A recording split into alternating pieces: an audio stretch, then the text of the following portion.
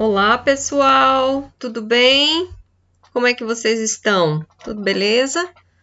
Vamos dar continuidade aqui aos nossos estudos de restauração, que nesse semestre, né, pelo fato da gente estar no remoto, a gente vai ter mais conteúdos, parte mais teórica, mas vocês vão poder treinar escrevendo PRAD no final aqui do nosso semestre, desse semestre letivo. Bom, então continuando os assuntos, a gente viu distúrbio, né, na semana passada. Primeiro a gente viu serviços ecossistêmicos, que é o que a gente quer, é o que a gente precisa dos ecossistemas para viver, para o planeta funcionar. Depois nós vimos os distúrbios, né, que são essas perturbações nos ecossistemas que, se forem muito frequentes, se forem numa intensidade alta, numa extensão grande, a gente acaba por mudar o estado do ecossistema, né? Que eu brinquei com vocês de muda a cor do cabelo do ecossistema. Então, a gente muda o estado do ecossistema. Ele era uma lagoa oligotrófica, passa a ser uma lagoa eutrófica. Então, lembrem que esses novos estados vão apresentar as mesmas propriedades, ou resistência, ou vão apresentar resiliência, ou seja, eles vão ter mecanismos para manter essa nova condição. Então, quando que a gente precisa de um projeto de restauração?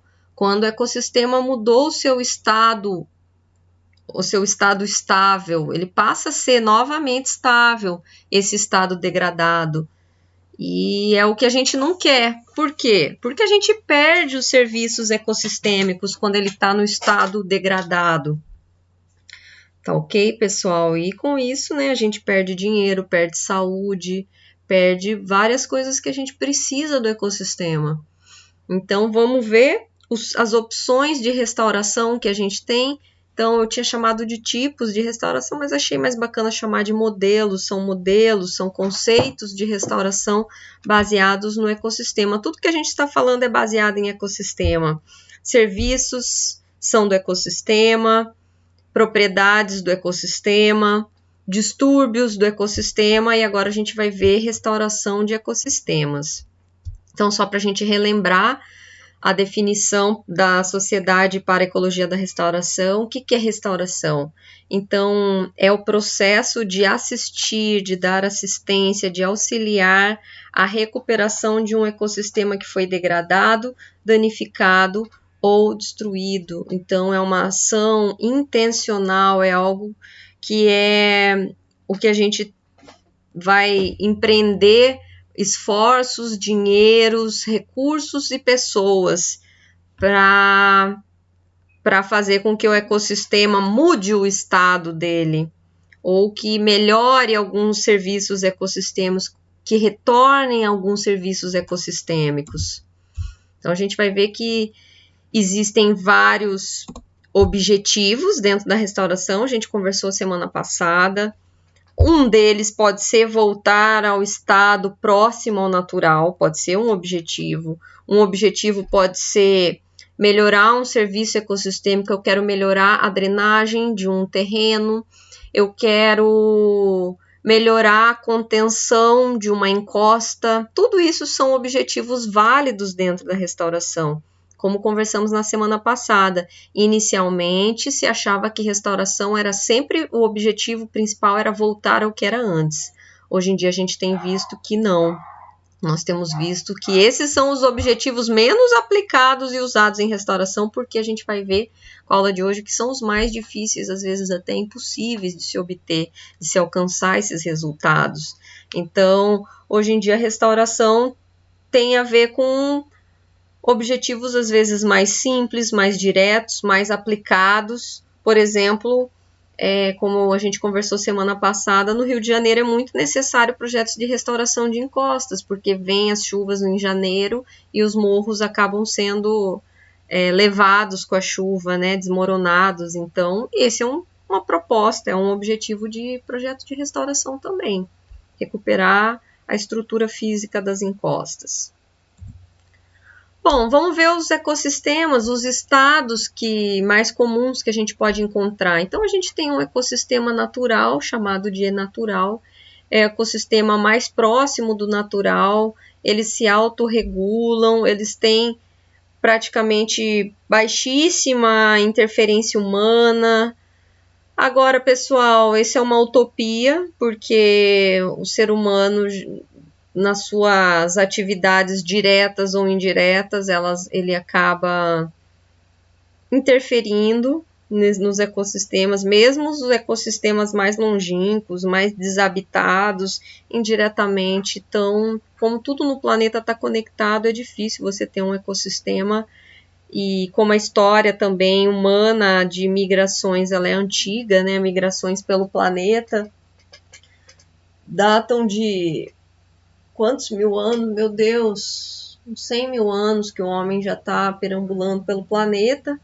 Então, algum momento já passou seres humanos aqui que já provocaram alguma alteração, já fizeram uma fogueira, caçaram alguns animais, pescaram alguns peixes, mas a gente pode dizer que comparado ao último ecossistema que a gente vai ver, que é o super explorado, isso aqui está com as condições bastante retidas, condições originais, naturais. Mas se o homem, né, se for verdade que dizem que o homem está alterando o clima do planeta, e isso é uma escala global, então qualquer ecossistema do planeta ele está sob essa influência das mudanças antropogênicas. Concordam? Ou sem corda? Concorda ou sem corda? Ecossistemas seminaturais. Então, são chamados também de arcadianos. São ecossistemas que têm uma longa história de interferência humana, são como se fossem os ecossistemas culturais. Então, são ecossistemas que não estão degradados, mas vocês podem ver como se fossem aselvajados. São ecossistemas que têm a interferência humana, como os ecossistemas europeus, mas eles ainda produzem, eles ainda têm solo fértil, mas são ecossistemas que têm a composição de espécies já modificada pelo homem, muitas espécies cultivadas, introduzidas, mas faz tanto tempo que essas culturas estão nesses ecossistemas que quem vive lá tem a impressão que aquilo é o natural, mas não, isso aqui já foi uma floresta, né? Hoje são campos lindos de lavanda, mas são ecossistemas culturais. Diferente de um ecossistema produtivo, então esse seria um ecossistema seminatural. Esse já seria um ecossistema produtivo, que são os ecossistemas altamente modificados, então a gente tem como exemplo as grandes áreas de plantação que nós temos no Brasil, que nós temos nos Estados Unidos. Lá se planta muito milho, aqui no Brasil muita soja. São ecossistemas muito modificados, com uma taxa de produção primária muito diferente do que era o natural. E temos os ecossistemas sobre ou super explorados. Os ecossistemas aqui, ó, que a gente vê que o solo já está muito degradado. Você vê todos esses quadradinhos. Não existiam esses quadradinhos na natureza. Isso aqui é uma visão de satélite. Quadradinho é uma influência humana, divisão de terreno, partilha da área. A gente vê poluição, ecossistemas degradados, ecossistemas eutrofizados, com lixo. Então, esses são os ecossistemas no pior estado que eles podem apresentar. Então, olha que bacana essa figura, ela vai resumir nossa aula inteira, pessoal. Desenhem no caderno essa figura, imprimam eu posso mandar o PowerPoint para vocês, o PDF. Essa figura resume tudo da nossa disciplina. Então, vamos entender, vou explicar pedacinho a pedacinho para a gente entender. E quando vocês entenderem toda essa imagem aqui, essa figura, essa representação, vocês vão estar por dentro de tudo que a gente está vendo na disciplina. Então, nós temos aqui, ó, os tipo de ecossistema. Acabamos de ver, natural, é essa coluna aqui. O ecossistema seminatural, aqui. Então, o estado 1 é o tipo 1, natural. Tipo 2, seminatural. Então, é aquele ecossistema que já tem interferência humana, mas ele não está degradado, ele não é totalmente voltado para a produção. Tá? Aqui é o ecossistema produtivo, ecossistema manejado pelo homem para render elevadas taxas de produtividade, seja em plantações, seja produtividade em cabeças de animal, de gado, de caprino, ou também os ecossistemas aquáticos que são voltados para a produção, por exemplo, de carcinocultura, piscicultura, tá ok? E temos o último tipo de ecossistema, que é o ecossistema sobreexplorado. Então, nesse sentido, a gente lê aqui no eixo X, tipo, e no eixo Y, o estado de conservação desse ecossistema. Então, estado de conservação não, o estado de alteração humana. Desculpa, pessoal, aqui nesse sentido é baixo impacto humano, ó, você lê aqui, impacto humano. Eu tenho aqui pequena interferência humana, e aqui eu tenho, ó, leiam nesse sentido, então baixo impacto, baixa modificação, interferência humana. Descendo eu tenho mais alta interferência humana, tá ok? Então eu tenho aqui, ó, melhor qualidade, eu tenho um ecossistema natural, vocês não precisam decorar, um ecossistema natural, pessoal, ele tem muita interferência humana ou ela tem uma baixa interferência? Baixa, né, ecossistema natural.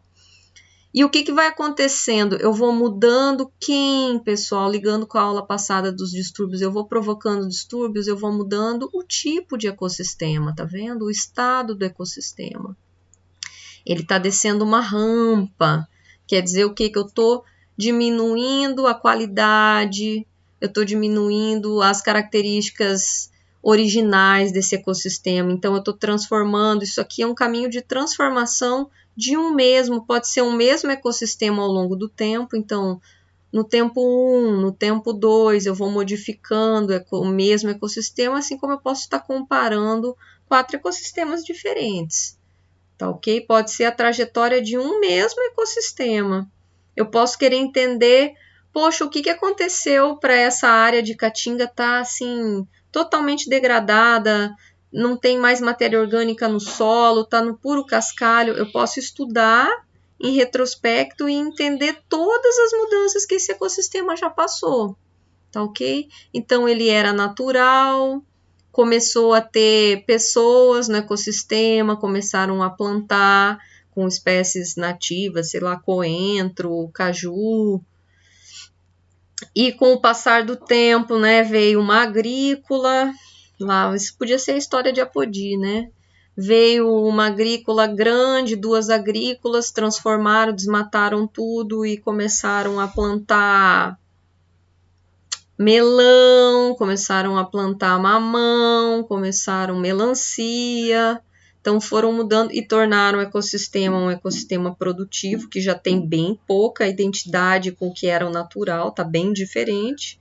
E depois de um tempo, né, quando a produção já não é mais sustentável, eles abandonam a área e a gente tem uma área sobreexplorada, uma área que já foi exaurida, abandonada e junta com os distúrbios naturais, anos de seca, período de chuva muito concentrado, e eu termino de desgastar, de destruir um ecossistema e ele se configura como um ecossistema sobreexplorado. Aqui, meu amigo, para ele voltar essa escada, ele tem que passar por muito projeto de restauração.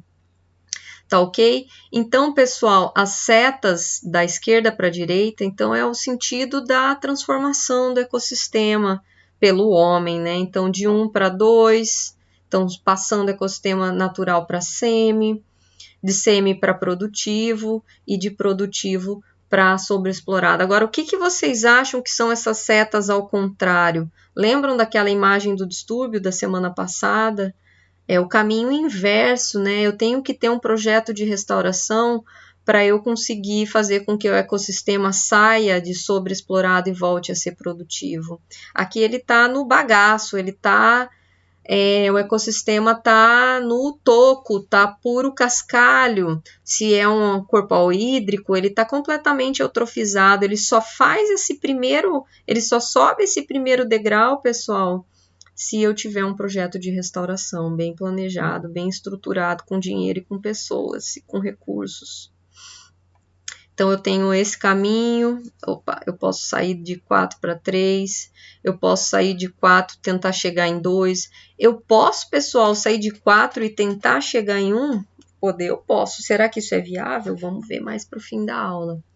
Tá ok, pessoal? Então, a gente vai ver a única seta, pessoal, que tem chance de voltar sozinha é de 2 para 1. A gente já vai ver isso já.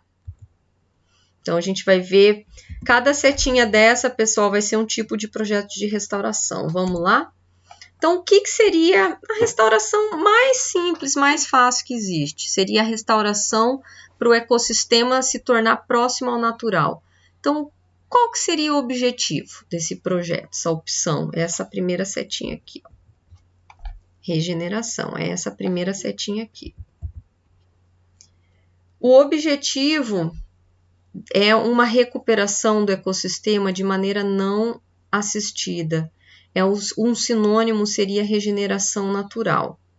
Então, a primeira opção, a volta aqui, pessoal, de 2 para 1, é possível. Poderia ocorrer uma regeneração natural.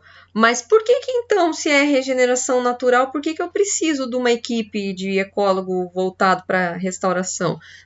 Por quê? Porque eu vou ter que tirar o fator de perturbação, né? Porque ele já está em 2, ele já está no seminatural. Então, alguém plantou alguma coisa, tem casas ali, está passando gente.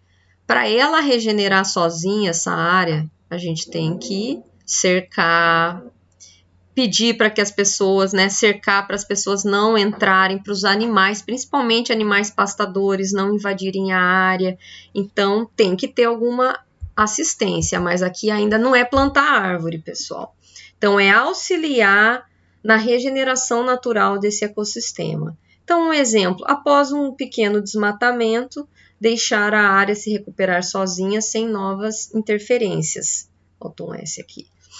Então, para ela se recuperar sozinha, se isola a área, se conscientiza para não ter novos desmatamentos, evita que animais entrem na área que vão comer, eles tentam comer as plântulas. Então, ok, pessoal? Então, seria o primeiro passo. Então, eu tenho aqui, ó, tive uns desmatamentos, uns cortes de madeira, isolo a área, não deixo mais ninguém vir cortar, não deixo mais animal vir predar e se alimentar das plântulas, espero alguns anos, isso aqui se regenera sozinho. Então, passa de 2 para 1. Se tiver já em espécies invasoras, a gente deve fazer o controle delas, espécies exóticas, porque elas vão segurar essa mudança, elas vão ser resistentes a essa regeneração natural. Então, os projetos mais simples pessoal, o guarda-chuva de todas essas técnicas se chama restauração ecológica, é a prática. Agora a gente vai ver detalhes dentro da restauração, que vão variar de acordo com os objetivos. Então, a regeneração, promover a regeneração natural, está dentro desse grande guarda-chuva que é a restauração ecológica, tá ok?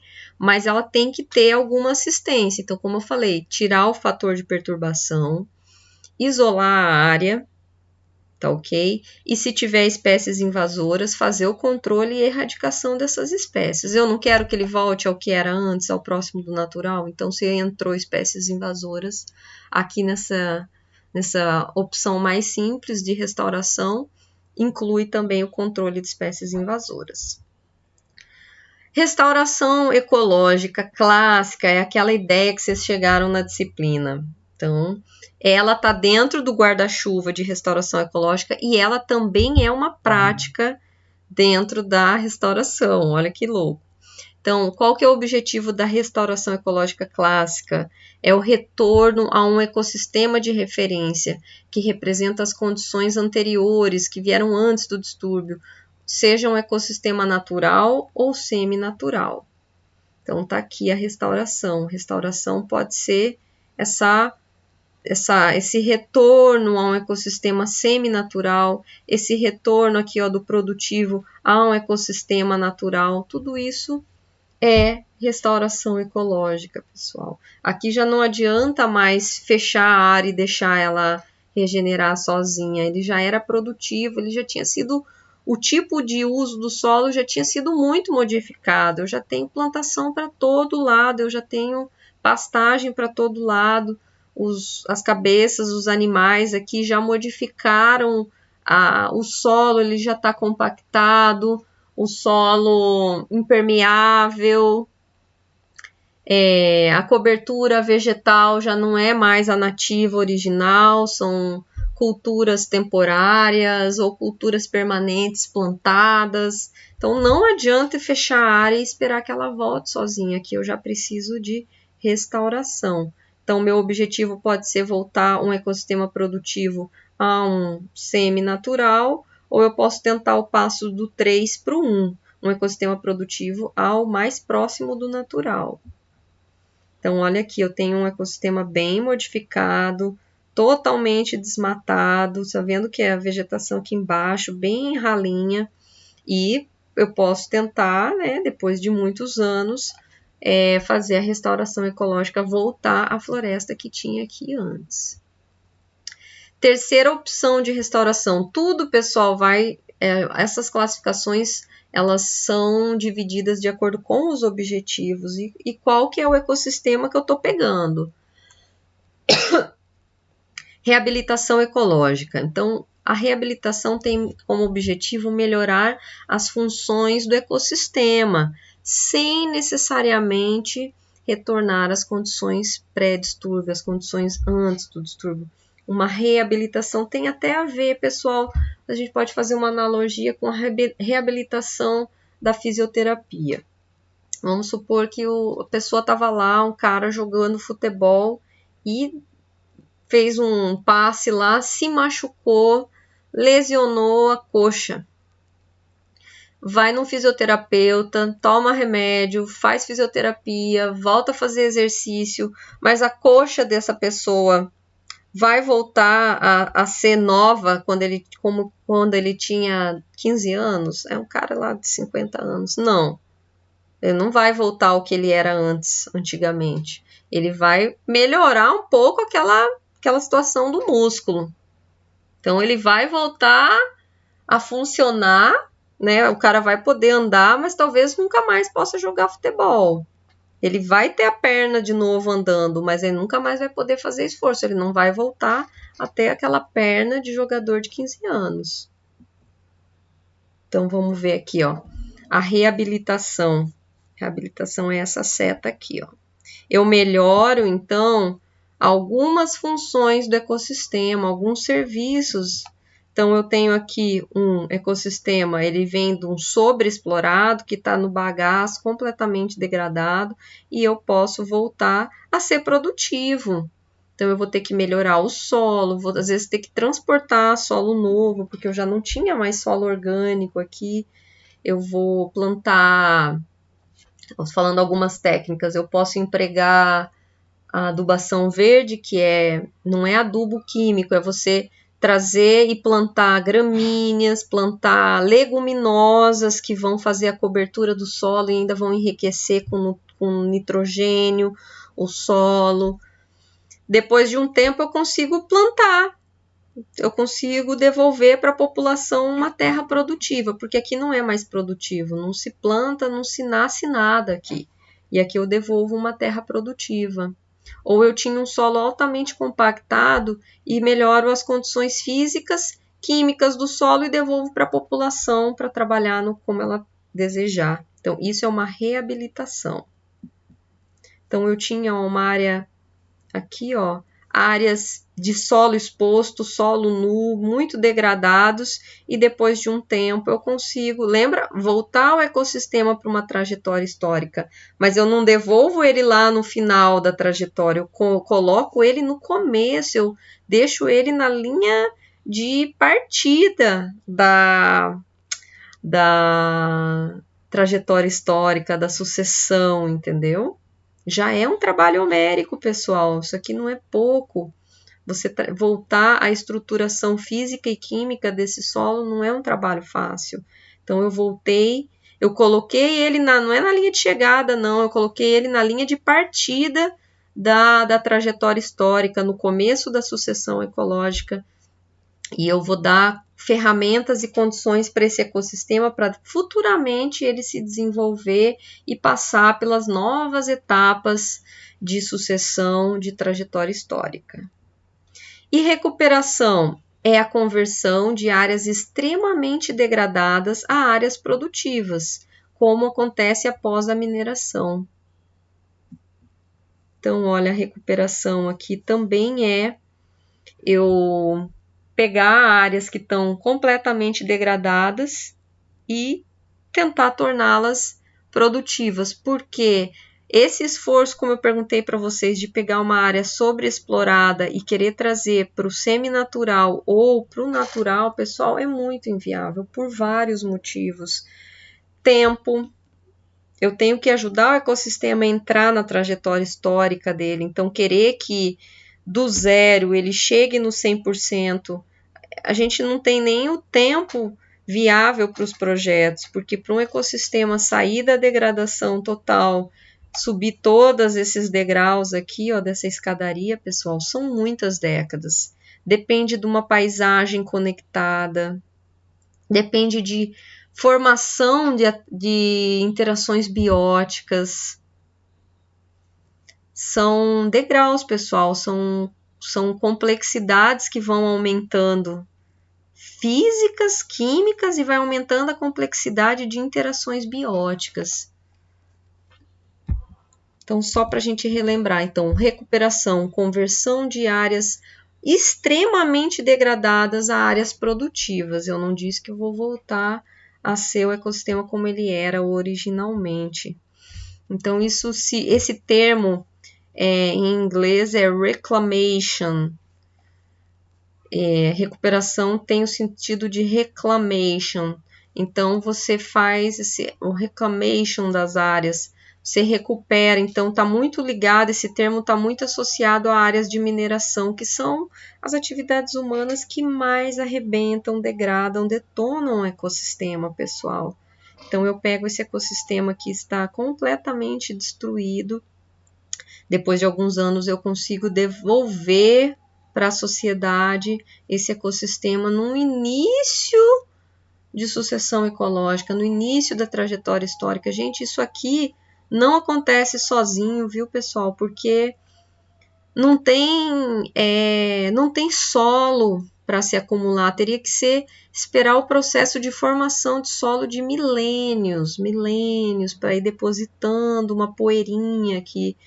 Isso aqui a gente não tem tempo para esperar, né, pessoal? Milênios para querer cuidar do planeta. É nosso papel, é nossa obrigação como ecólogos e biólogos fortalecer a legislação para obrigar que as empresas que exploraram aqui o solo, que exploraram a terra, devolvam no mínimo nesse estado para a sociedade. Então, pessoal, todas esses objetivos, eles são pautados, são baseados nessa ideia do ecossistema de referência. Tá? Então, vocês leram no material que eu passei na primeira semana, tem a definição.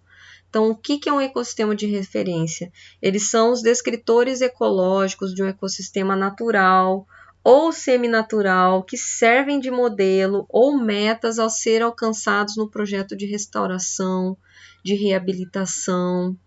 Tá ok, pessoal? Então, a minha referência ecológica, como eu gostaria de deixar esse ecossistema após os meus trabalhos de restauração.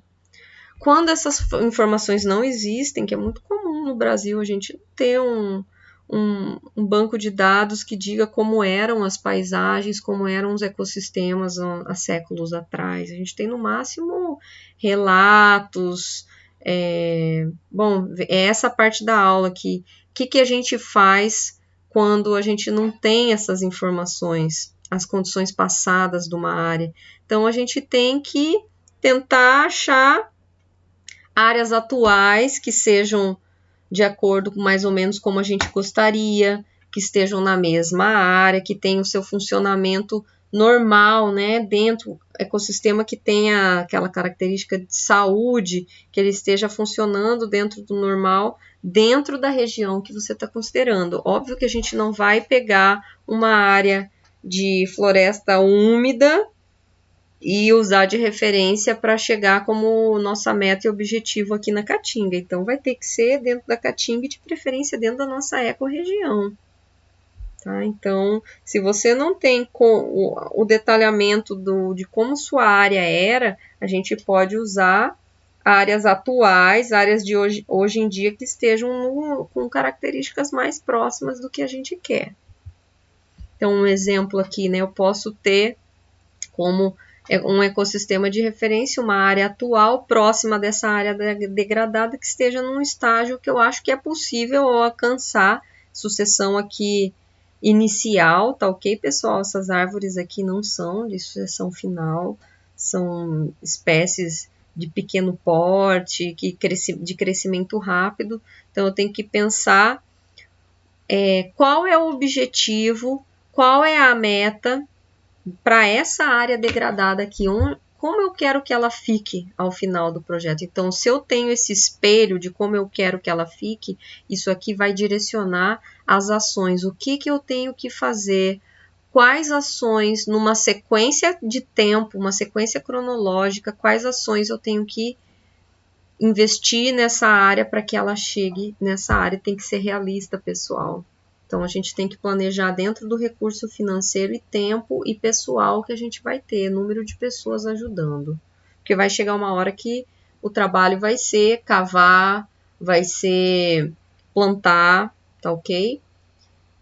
E isso, pessoal, não é o trabalho do ecólogo, viu? A não ser que vocês tenham muita vontade de fazer esse tipo de trabalho. Vocês estão aqui dentro da universidade para planejar. Vocês são planejadores, vocês têm que estudar, vocês têm que ler artigos, vocês têm que estar por dentro das técnicas que são aplicadas na Caatinga e que funcionam na Caatinga. Então, vocês vão estar gastando o tempo de vocês estudando, planejando e executando esse projeto. Não necessariamente vocês vão ser quem vai cavar os buracos. Eu não estou tirando o mérito de quem trabalha no braçal, mas vocês estão sendo formados para serem pensadores e críticos, e alguém tem que estudar, entendeu? Então, essa é a questão. Até me perguntavam aqui na disciplina, quando que eu vou chegar e eu quero botar a mão na massa, professora, eu quero plantar. Você pode fazer esses experimentos na sua casa, mas vocês não estão aqui passando 4 anos e meio para ser quem vai cavar os buracos. Vocês têm que gastar o tempo de vocês se atualizando, lendo inglês. Se não sabe inglês, estudando inglês, tem que estar se atualizando para fazer um bom planejamento e estar acompanhando em campo e fazendo todos os ajustes que podem ser necessários. Mas, pessoal, será que é real, é possível o retorno às condições do passado? A maior parte dos trabalhos tem mostrado que isso é difícil, às vezes impossível. Por quê? Porque a gente perdeu espécies, porque as relações bióticas, né, as interações já foram perdidas, a matriz em volta da área já está modificada. Então, esse conceito de ecossistema de referência deve ser usado com cautela, pessoal, porque a gente tem que pensar em objetivos mais palpáveis do que pegar aquela área que tinha aquelas cabras ali que está no solo exposto, um solo esgotado, querer que aquilo volte a ser o que era antes, tá ok? Então, vamos colocar mais os pezitos no chão. Então, como resgatar o passado é quase impossível, os objetivos da restauração têm sido assegurar a manutenção, a otimização dos fluxos de bens e serviços dos ecossistemas, pessoal. Então, hoje em dia, a gente tem os projetos de restauração mais voltados nisso. Eu quero voltar a produzir nessa área. Eu quero voltar a ter um solo com porosidade, mas não existe, né, solo com porosidade se não tiver uma cobertura vegetal em cima. Então, às vezes, para melhorar a drenagem do solo, eu preciso de plantas, tá ok? Mas é diferente eu querer voltar à drenagem de um terreno e eu voltar à diversidade da caatinga que teve naquele terreno, tá ok? E os objetivos, infelizmente, pessoal, os objetivos preocupados com serviços culturais e com a biodiversidade têm ficado no passado, têm ficado lá na década de 80 e 90, quando surgiu. Eu não estou dizendo que esses projetos não devem existir, pessoal. A gente pode ter diferentes níveis de objetivos da ecologia da restauração. Um não anula o outro, tá ok, pessoal? E sempre pensando que conservar também é um caminho que a gente tem que investir, porque a gente tem que manter um pouco, a gente tem que manter um pouco de originalidade. A gente tem que manter algumas áreas, pessoal, que tenham as condições de maior diversidade, tá ok? Então, a gente precisa sim da restauração, mas a gente não pode abrir mão da conservação, pessoal. Tá ok? Então, por hoje é só, meus amigos. Dúvidas, vocês me escrevem por e-mail e podem também deixar para a gente conversar na aula quarta-feira que vem, né? Hoje eu vou estar postando essa semana, mas a gente tira as dúvidas e discute sobre esse assunto na semana que vem. Um abração!